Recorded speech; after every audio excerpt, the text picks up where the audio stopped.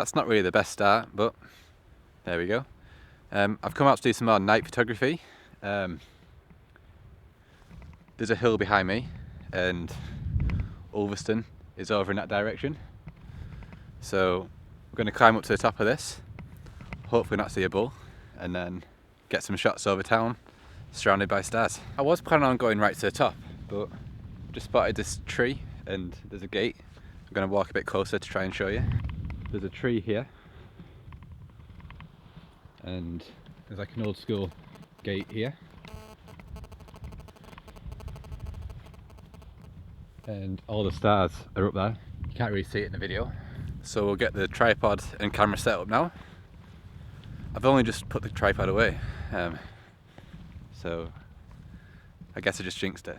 But I've got the camera all set up now and I'm just like focusing. So I've got this torch here and the wall is here, can you see it? So the wall's there. So I'm just gonna put this torch down here just to light up that section of the wall. Then if we go back to my camera now,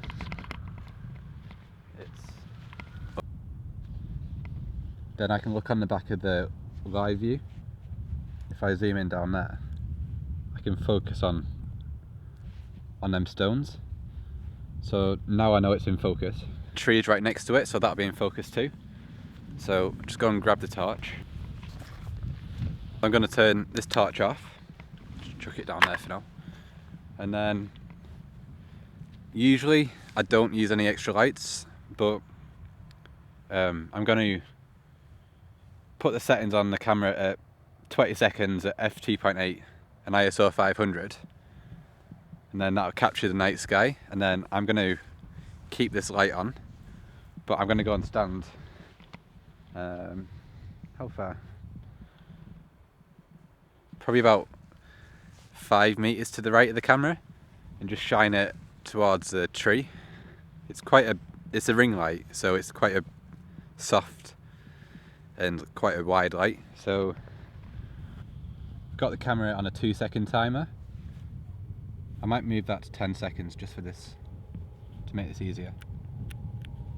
So we'll set that off, then walk over here and shine it towards that tree. So what we can see now is the tree to the left. I've had to half the power on this light, but the tree is about here, the gate is about here, and I'm not sure if you can see it, but Hoard's over there. So if we turn this light off, you can see what we've got here. Yeah, that was quite cool.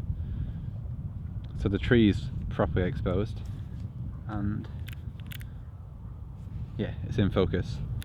There is a slight breeze, so some of the branches aren't going to be, but for the most part that is. I think I'm happy with those now. I did one more shot. I did this one where I'm at this wall, which is sort of in line with the gate. I just think the light's a bit nicer, because when I was over there the light was hitting the front of the tree and it was quite a flat light, but when I came further to the right it's just added a bit more texture, makes it a bit more interesting. So exactly the same settings, just I moved slightly further to the right. But I think now we're going to go up to the top.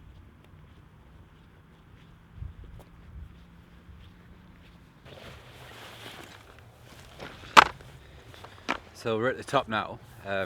There's some trees to the left, some trees to the right, and up there somewhere there's like a trig point, and that's where the actual top is. But what I've decided to do is I'm going to get the camera set up now, and there's, I don't know, it's hard to explain if you don't know Ulverston, but Hoard's on the top of the hill, and sort of looks like a lighthouse, and then town's down to the right hand side, and there's like a few roads that lead out of town. There's one that goes up here towards Broughton. It's not the busiest of roads though, so this plan could take a while. But what I'm thinking is, if we get hold on the hill, if we get a car leading... there's one coming now. Serves me right for talking. But gonna quickly get this set up, get the camera set up, and then try and get a car going down into town, and that should make it a bit more interesting. How long does that take? 1, 2, 3, 25. We're gonna need like a 25-second timer anyway, so that should work out about right.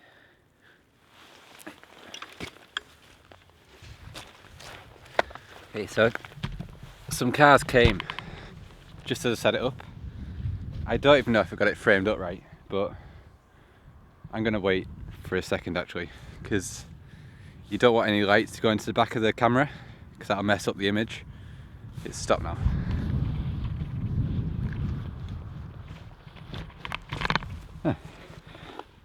Drop my phone. Let's light off. What do we get here? That looks okay. Hood's a bit blown out, so it's slightly overexposed. I think I can hear a car coming now, so dropped it down to 20 seconds. ISO 400. So if I start it now, 1, 2. Okay, so that's running now. The car's going down there. I forgot about the light on the back of the camera then, so I had to just slam it into my chest before the sensor opened. But that one's taken a bit bright. But this line's a bit nicer. That's not overexposed. They were a bit rushed, so but that's a good start. I think everything's in focus. I just chucked it onto infinity. Zoom that in. Yeah, everything's in focus. It might look better if there's more sky. So maybe if that line starts right in the bottom.